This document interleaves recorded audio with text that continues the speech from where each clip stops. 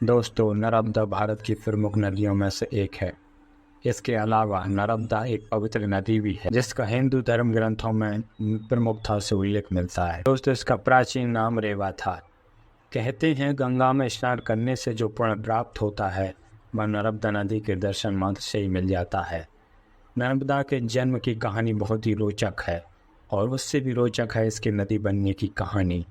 दोस्तों, ऐसी मान्यता है कि नर्मदा भगवान शिव के पसीने से 12 साल की कन्या रूप में उत्पन्न हुई थी।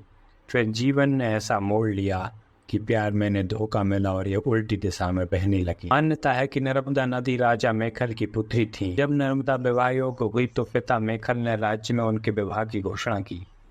साथ ही यह भी कहा जाता है कि जो भी व्यक्ति गुलवा कली वाली का फूल लेकर आएगा राजकुमारी का विवाह उसी के साथ होगा। इसके बाद कई राजकुमार आए लेकिन कोई भी गुलाब कावली लाने की शर्त पूरी नहीं कर सका, मगर राजकुमार सोनभद्र ने गुलाब कावली का फूल लाने की पूरी कर दी। इसके बाद नर्मदा और सोनभद्र का विवाह तय हो गया था। राजा मेखल ने जब राजकुमारी नर्मदा और राजकुमार सोनभद्र का विवाह तय किया तो राजकुमारी की इच्छा हुई कि वह एक बार सोनभद्र को देख ले। इसके लिए उन्होंने अपनी सहेलियाँ जुहिला को राजकुमार के पास अपने संदेश देकर भेजा था। लेकिन काफ़ी समय बीतने के बाद सहेली जुहिला वापस नहीं आई। इसके बाद राजकुमारी को चिंता होने लगी और वह उसकी खोज में निकल गई।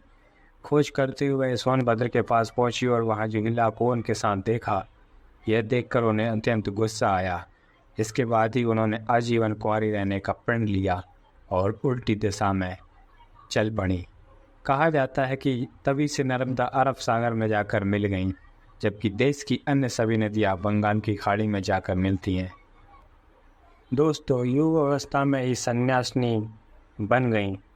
रास्ते में घनघोर पहाड़ियां आईं, हरे भरे जंगल आए, पर नर्मदा रास्ता बनाते चली गई। कल कल छन छन का शोर करती बढ़ती गई, मंडला के आदिम जनों के इलाकों में पहुंची।